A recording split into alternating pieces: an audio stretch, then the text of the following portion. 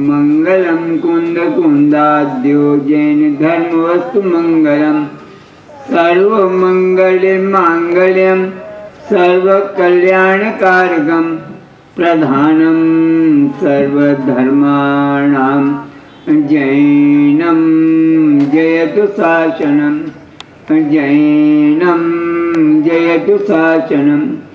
जय बोलो श्री महावीर भगवान के। 108 मुनि कुंज समाधि सम्राट आचार्य आदि सागर जी महाराज की।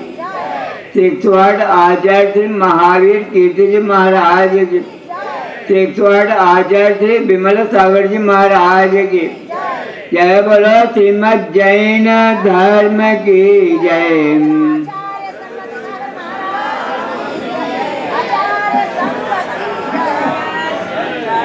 वे समुद्रवरिंदामरा सुरवंदिता दुदय क्लेता सम्यत एगिर शैर्य निर्माण ज्ञानमूर्तिजम आदि सागर आचार्य गुरुम चारित उचितम विसजम मांत्रिकम ज्योतिर्विदम नैयायिकम कविम निमित्तज्ञं बुद्धिर्भुजम सर्वसंग विदूरितम प्रभावशालिनं धीरं वंदे त्रिविध भक्तिता वंदे श्री महावीर केशुगुरुं विद्यावदीपारवडम कालेद्यापित पूर्णिधिं गुणगणिपूर्णं पवित्रं स्वयं नग्नत्वादिगतुष्टपरिसैर्भग्नोन्यो योगराट पयान् मां कुबुद्धिकशुगोरात् संसारे पातो निधेम।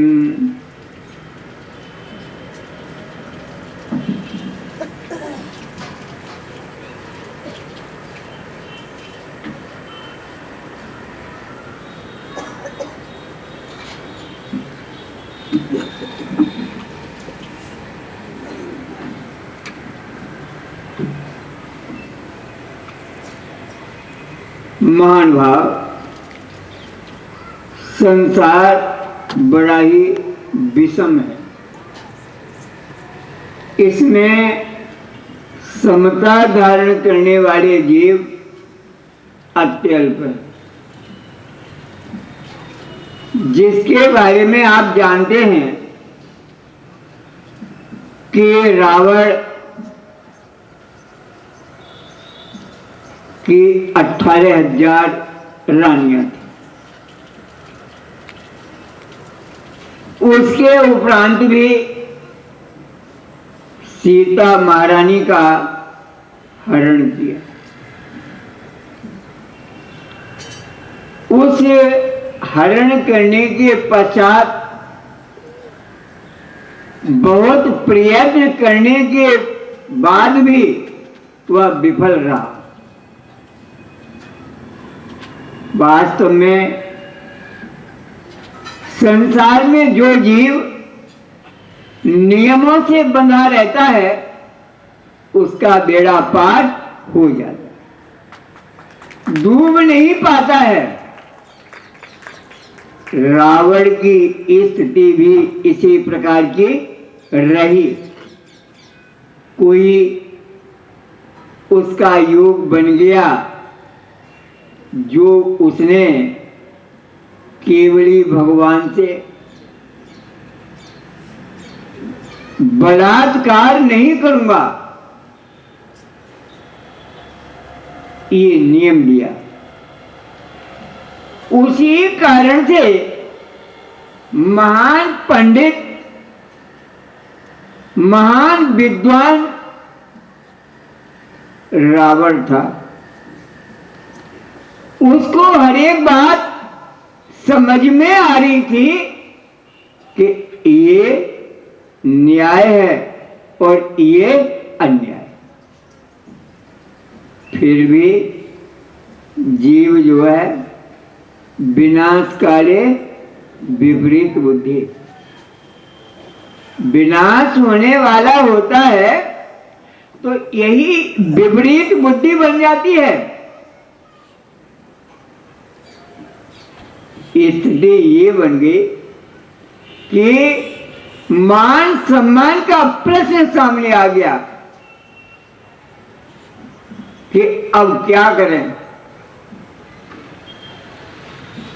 तब सबके समझाने पर यह निर्णय लिया कि सीता महारानी को छोड़ तो दूंगा, लेकिन राम को हरा करके छोड़ूंगा। कहीं न कहीं ऐसा अटकाव पड़ा रहता है जो जीव सीधा नहीं चल पाता। कसाईयों का साम्राज्य इसी प्रकार का है, जो जीव सीधा नहीं चल पाता, अगर सीधा चल जावे तो उसी भव से उसका कल्याण हो जावे। ये स्थिति उस रावण की ही नहीं, हम सबकी यही दशा है। आचार्य शिवकोटि स्वामी इस बात को बतलाते हैं कि ये पद ऐसे ही होते हैं, वे चाहे सरकारी हो और चाहे सामाजिक हो और चाहे वे अन्य प्रकार के हो। हम साधुओं के संबंध के वे जोरदार खिंचाई की गई। कारण ये है कि ये कसाईयों के बीच में जो आ जाता है उसका ठिकाना नहीं पड़ता। अब ये देखिए कि जब से ये शिष्य मंडली आई है तब से हमारा ही वृद्धावली गाई जा रही है, समझ में आया? उनका कर्तव्य पालन करके वो तो अच्छे मार्ग पर चल रहे हैं, लेकिन हम अगर विचलित हो जाएं तो हमारा ही ठिकाना नहीं पड़ेगा। तो ये स्थितियां हैं। आज उन्होंने लिखा, और ये बात उन्होंने ही नहीं, मूलाचार में भी लिखा गया, अन्यत्र भी लिखा गया कि ये जितने भी अनंत आदि पद हैं ये गिराने वाले हैं, गणधरादि पद हैं ये गिराने वाले हैं। हमारे पूज्य पुरुषों ने, हमारे उन तीर्थंकरों ने बड़ा भारी उपकार किया, जो पग पग पर हमको सावधान किया। मुश्किल इस बात की पड़ती है कि बिना पद के भी कार्य चलते हैं। ये तो अभी बीमारी जोरों से हो गई, इसका इलाज भी दुर्निवार बन गया। जिनसेन आचार्य 500 शिष्यों को लेकर के जंगल में विराजमान थे, कोई उनको पदवद नहीं था, समझ में आया? ये तो अभी बीमारी चल पड़ी और बराबर साधुओं का संचालन अपनी आत्मीयता के साथ में करते रहे। आप ये देखिए कि विदेशों में जो राज्य हो रहा है और उस राजा की आयु पूर्ण भोग करके मरता है, लेकिन इस भारतवर्ष में आयु कमती में ही फैसला हो जाता है। कारण क्या है? हमारे इस भारतवर्ष में अनैतिकता ज्यादा पाई जाती है। जो प्रजा है उसमें आत्मीयता नहीं आ पाती है। माँ बाप अपने बाल बच्चों का पालन आत्मीयता के साथ करते हैं, कहीं कोई गड़बड़ नहीं हो जावे, समझ में आया? कोई दुर्व्यसन नहीं पड़ जावे, धर्म की भावना से चले। ठीक इसी प्रकार से जो राजा लोग होते हैं, जो पदाधिकारी होते हैं, जो अपने अधीन उनका आत्मीयता के साथ में जो संचालन करते हैं उनकी पूर्ण आयु होती है।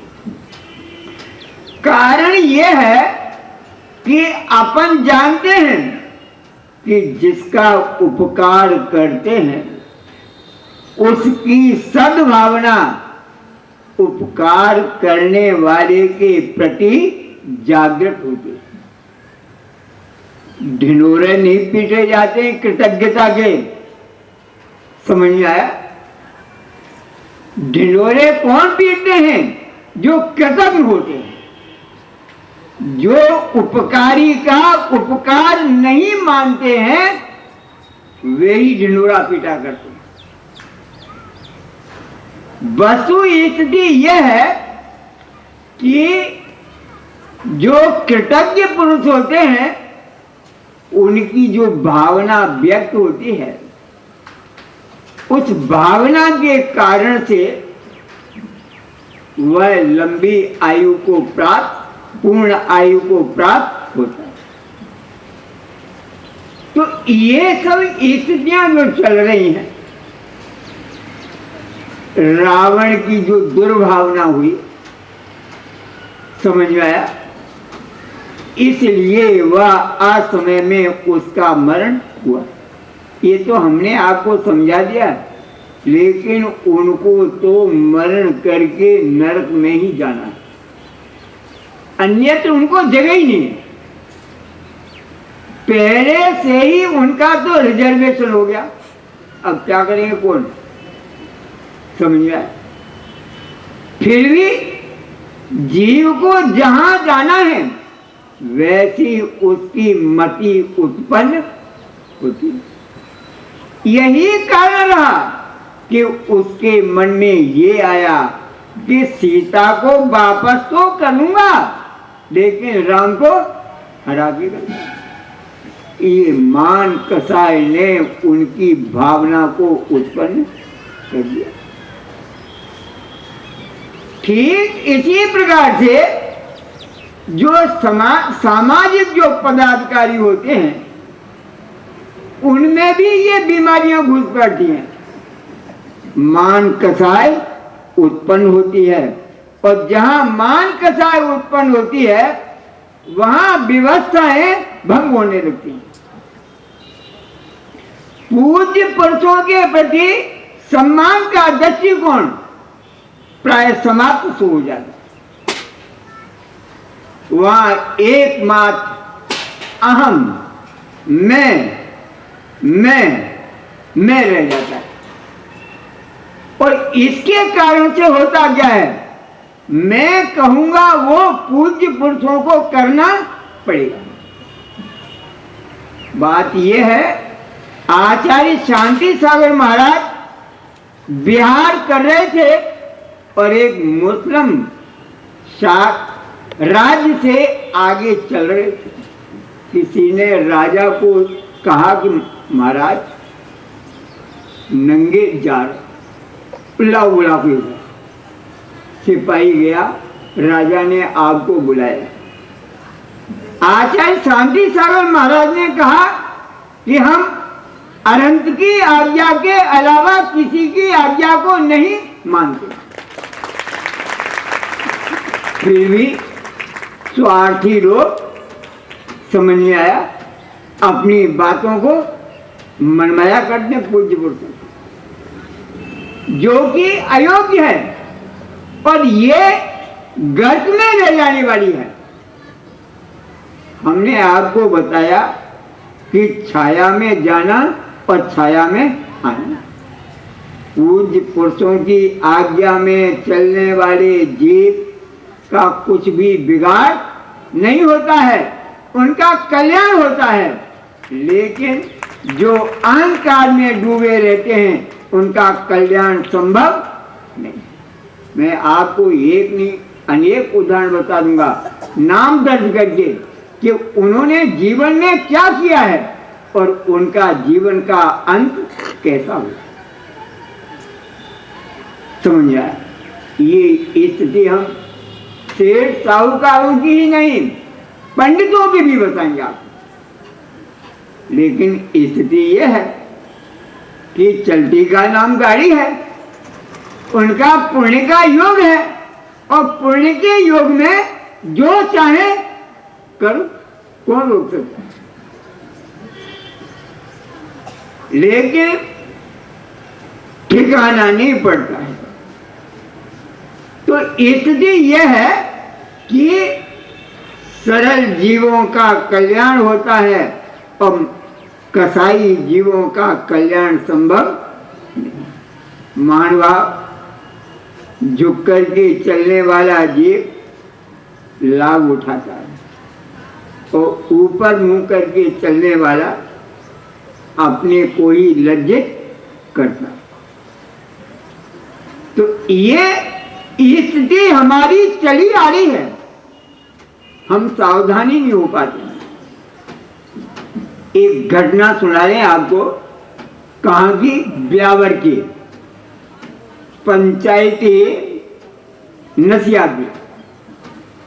पंचायती नसिया में क्या हुआ? पंचायती नसिया में यह हुआ कि पंच जो थे उनको एक जो उसका ट्रस्टी था उसको निकालना चाहते,